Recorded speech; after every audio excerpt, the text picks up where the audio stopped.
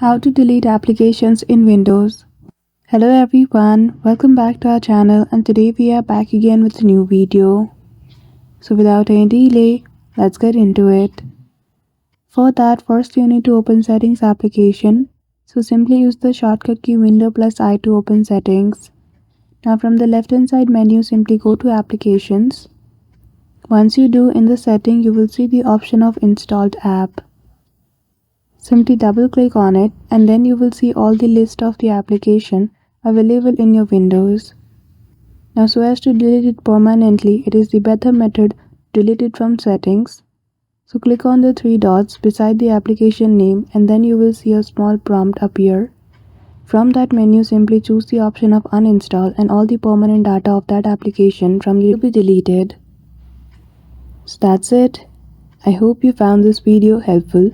If you did, don't forget to give it a thumbs up and subscribe to our channel for such tutorial. Thank you for watching till the end.